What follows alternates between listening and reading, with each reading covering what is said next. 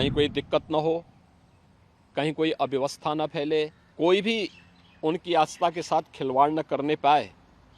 इन सब बातों का ध्यान में रख करके प्रयास प्रारंभ किए गए हैं। शिवम यजेत, शिव बनने के लिए शिव जैसी साधना भी चाहिए। बेहतरीन पेट्रोलिंग के माध्यम से, स्वच्छता के माध्यम से, स्वास्थ्य की व्यवस्था के माध्यम से शिविर लगा करके भी अनेक प्रयास प्रारंभ किए हैं और आवश्यकता अनुसार ड्रोन और हेलीकॉप्टर से निगरानी और पुष्प वर्षा की व्यवस्था भी इसके लिए की है। पूरी श्रद्धा और विश्वास के साथ आत्मानुशासन का परिचय देते हुए इस पावन श्रावण मास के कावड़ यात्रा कार्यक्रम को सफलतापूर्वक आगे बढ़ाने में अपना योगदान दें। देवाधिदेव महादेव का पावन मास श्रावण मास प्रारंभ हो चुका है। श्रावण मास की कावड़ यात्रा जग विख्यात है। पूरे देश के अंदर और ख़ास तौर पर उत्तर भारत में इस दौरान शिव भक्त महादेव के अनुष्ठान में लीन होकर के सभी शिवालयों में जलाभिषेक के साथ अपनी असीम भक्ति का प्रदर्शन। केंद्र और राज्य शासन ने मिलकर के श्रद्धालु जनों की सुरक्षा, उनकी सुविधा, उनकी सुगम और सुरक्षित यात्रा के लिए अनेक प्रबंध किए हैं।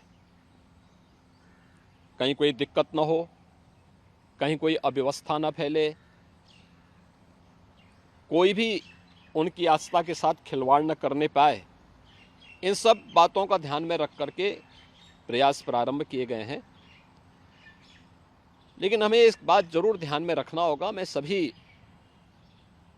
श्रद्धालु जनों से इस बारे में विनम्र अनुरोध करूंगा।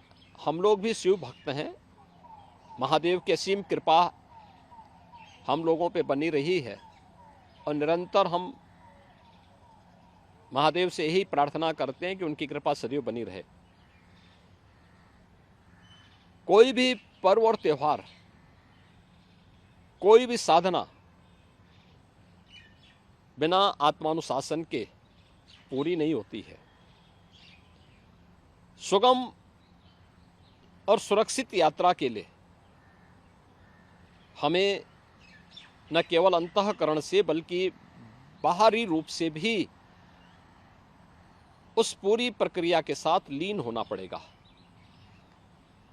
शिवो भूत्वा शिवम यजेत,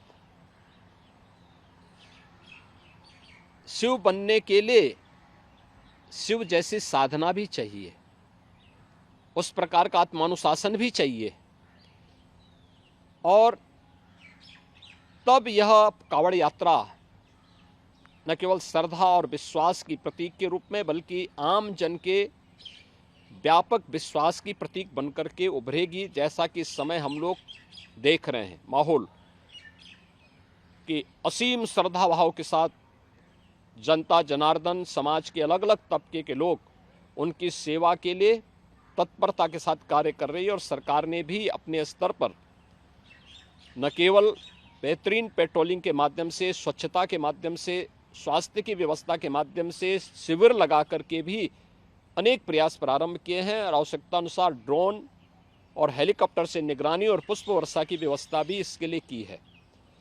मैं सभी शिव भक्तों से अपील करूंगा कि देवादेव महादेव की ये कृपा हम पर बनी रहे। हम व्यवस्था के साथ जोड़ करके इस पूरी यात्रा का न केवल आनंद लें बल्कि पूरी श्रद्धा और विश्वास के साथ आत्मानुशासन का परिचय देते हुए इस पावन श्रावण मास के कावड़ यात्रा कार्यक्रम को सफलतापूर्वक आगे बढ़ाने में अपना योगदान दें। आप सबकी सुगम सुरक्षित यात्रा के लिए मेरी मंगलमय शुभकामनाएं। न्यूज नेशन अब व्हाट्सएप पर खबरों के ताजा अपडेट के लिए न्यूज नेशन के इस क्यूआर कोड को स्कैन करें।